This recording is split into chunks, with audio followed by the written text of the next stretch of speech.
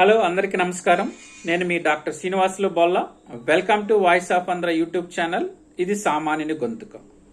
నేను ఈరోజు గుంటూరు పార్లమెంట్ అభ్యర్థుల యొక్క బలాలు, బలహీనతలు, కలిసొచ్చే అంశాలు, ప్రతికూల అంశాలు, 7 నియోజకవర్గాల యొక్క స్థితిగతులు, రాజకీయ చైతన్యం గురించి కొంత విశ్లేషణ మీ ముందు ఉంచదలుచుకున్నాను. నా విశ్లేషణ మీకు నచ్చినట్లయితే నా యూట్యూబ్ ఛానల్ని లైక్ చేయండి, షేర్ చేయండి మరియు సబ్స్క్రైబ్ చేయండి. నోటిఫికేషన్ కొరకు బెల్ ఐకాన్ని క్లిక్ చేయండి. గుంటూరు పార్లమెంట్ అభ్యర్థులుగా వైసీపీ నుంచి ప్రస్తుత పొన్నూరు శాసనసభ్యులు కిలారి వెంకట్రావు గారిని నిర్ణయించడం జరిగింది. టీడీపీ మరియు జనసేన అదేవిధంగా బీజేపీ ఉమ్మడి అభ్యర్థిగా డాక్టర్ పెమ్మసాని చంద్రశేఖర్ గారిని ఈరోజే అధికారిక పూర్వకంగా నిర్ణయించడం జరిగింది. గుంటూరు పార్లమెంటు అనగానే మనకు గుర్తొచ్చేది ఇది ఒక రకంగా కాంగ్రెస్ కంచుకోట అని చెప్పాలి. ఇక్కడ ఎక్కువ పర్యాయాలు రాయపాటి సాంబశివరావు గారు ఎక్కువసార్లు ఇక్కడ ప్రాతినిధ్యం వహించినటువంటి పార్లమెంటు గుంటూరు. ఆ తదుపరి 2014, 2019 రెండు పర్యాయాలు కూడా గల్లా జయదేవ్ గారు 2014లో దాదాపుగా 70,000 పైచిలుక, 2019లో కొంతమేర 5,000 పైచిలుకతో ఇక్కడ గెలిచి గల్లా జయదేవ్ గారు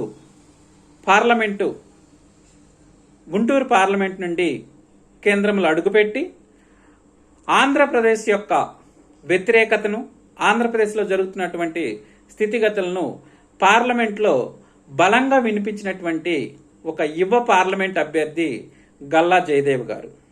ఆ తర్వాత కొన్ని కారణాల వల్ల తన రాజకీయం నుండి దూరం జరుగుతూ ప్రస్తుతానికి 2024లో కొత్త అభ్యర్థిగా డాక్టర్ పెమ్మసాని చంద్రశేఖర్ గారు టీడీపీ, జనసేన మరియు బీజేపీ ఉమ్మడి అభ్యర్థిగా నిర్ణయించడం జరిగింది. డాక్టర్ పెమ్మసాని చంద్రశేఖర్ గారు వృత్తిరీత్యా వైద్యుడు, ఎన్ఆర్ఐ సెటిల్ అయినటువంటి ఒక గొప్ప డాక్టర్. గుంటూరు జిల్లాకు చెందినవాడు, ఎస్పెషల్లీ బుర్రిపాలెనికి చెందినటువంటి యువ నాయకులు. అనేక సేవా కార్యక్రమాలతో గుంటూరు పార్లమెంట్లో ఉన్నటువంటి అన్ని అసెంబ్లీ నియోజకవర్గాల్లో, ఉమ్మడి పార్లమెంట్లో ఉన్నటువంటి అన్ని అసెంబ్లీ నియోజకవర్గాల్లో తనదైన ముద్ర వేస్తూ సేవా కార్యక్రమాలు అయితేనేమి, త్రాగునీరు అందరికి అందిస్తూ గురజాల, మాచర్ల, నరసరావుపేట, గుంటూరు, తెనాలి అందరికీ ఒక రకంగా సుప్రసిద్ధుడని చెప్పాలి. ఆర్థికంగా బలమైన వ్యక్తి. ఒక సొంత కంపెనీని స్థాపించి ఆ కంపెనీకి చైర్మన్గా ఉంటూ అదేవిధంగా వైద్య రంగంలో అనేక కొత్త టెక్నాలజీస్ ముందుకు తీసుకొస్తూ ఒక వైద్య రంగానికే వన్నె తెచ్చినటువంటి వారు డాక్టర్ పెమ్మసాని చంద్రశేఖర్ గారు. మరి 2014, 2019లో టీడీపీ నుంచి గల్లా జయదేవ్ గారు నిలబడటం, అత్యధిక మెజారిటీని గెలవటం మనందరికీ తెలుసు. 2019లో జగన్మోహన్ రెడ్డి గారి యొక్క అంత హవాలో కూడా 2019లో గుంటూరు పార్లమెంట్ అభ్యర్థిగా గల్లా జయదేవ్ గారు గెలవటం, ఆయన యొక్క వాణిని పార్లమెంటులో వినిపించడం మనం అందరం చూశాము, తెలిసిన విషయమే.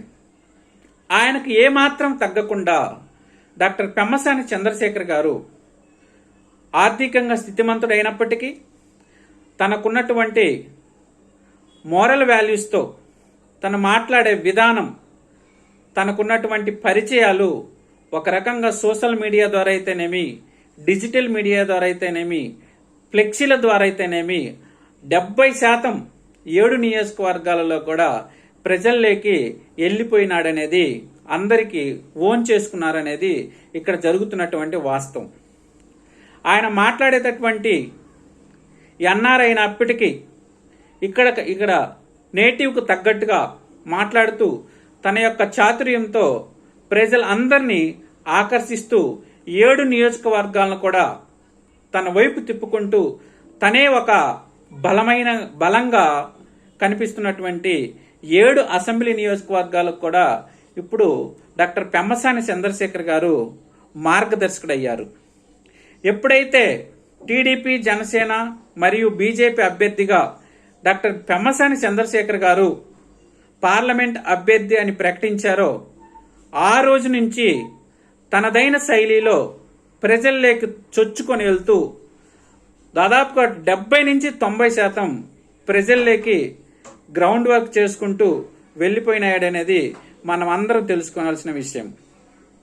అయితే ఇక్కడ గుంటూరు పార్లమెంట్ నుండి 7 నియోజకవర్గాల్లో తాడికొండ, మంగళగిరి, పొన్నూరు, తెనాలి, ప్రత్తిపాడు, గుంటూరు వెస్ట్, గుంటూరు ఈస్ట్ ఈ 7 నియోజకవర్గాలను కలుపుతూ గుంటూరు పార్లమెంట్ ఏర్పడడం జరిగింది.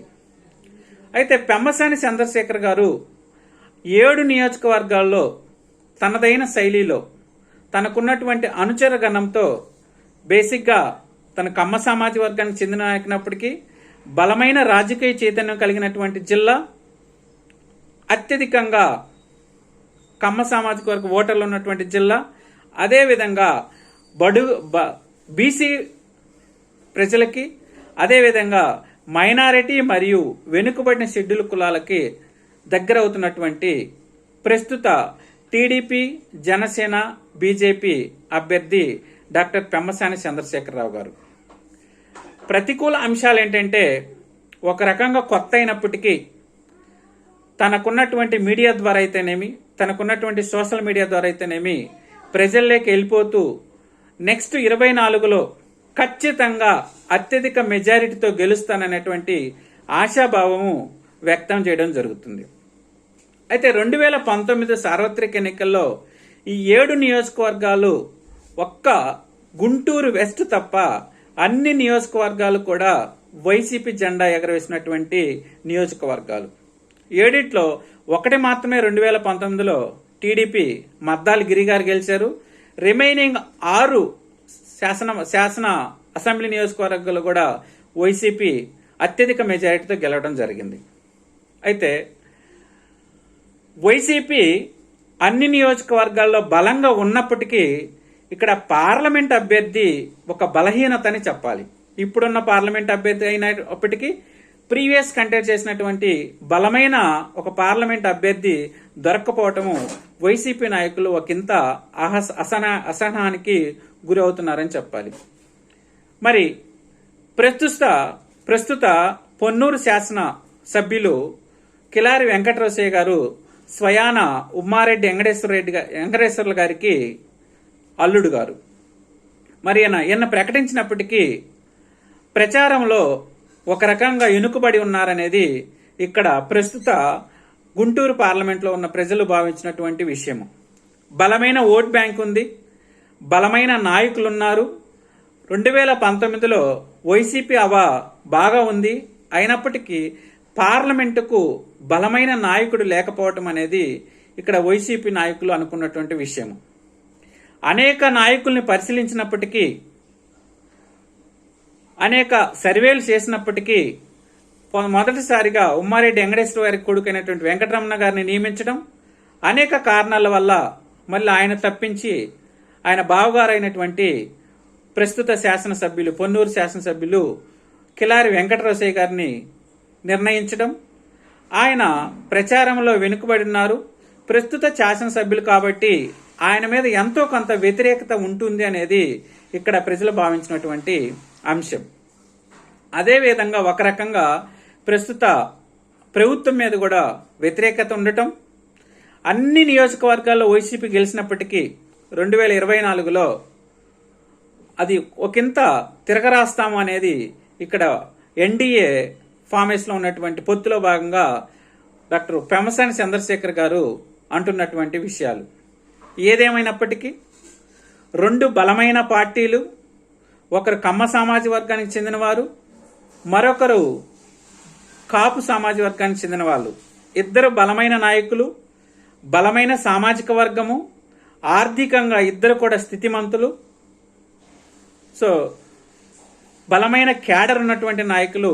అయితే పార్లమెంట్ పరిధిలోకి వచ్చేకి టీడీపీ మరియు జనసేన బీజేపీ పొత్తులో భాగంగా డాక్టర్ పెమ్మసాని చంద్రశేఖర్ గారు ఖచ్చితంగా 2024లో అత్యధిక మెజారిటీతో గెలుస్తారు అనేది ఆయన చెబుతున్నటువంటి అనుకూల అంశాలు. సో 2024లో కంపల్సరిగా గుంటూరు పార్లమెంట్ నుంచి అత్యధిక మెజారిటీతో డాక్టర్ పెమ్మసాని చంద్రశేఖర్ గారు గెలవబోతున్నారు అనేది ఎక్కువ ప్రజానీకం నమ్ముతున్నటువంటి విషయం. కాబట్టి రెండు పార్టీలు కూడా బలంగా ఉన్నాయి, బలమైన అభ్యర్థులు ఉన్నప్పటికీ ఇక్కడ ప్రచారంలో తను చేసినటువంటి పరిస్థితుల పట్ల, విషయాల పట్ల పరిజ్ఞానంతో, ముందు చూపుతో ఇక్కడ టీడీపీ మరియు జనసేన బీజేపీ ఉమ్మడి అభ్యర్థి ముందున్నాడనేది ఇక్కడ చెప్పుకోవాల్సిన విషయం.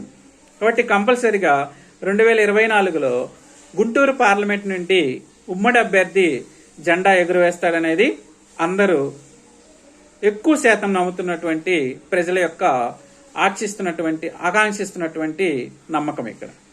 సో అందరికీ ధన్యవాదాలు. Thank you.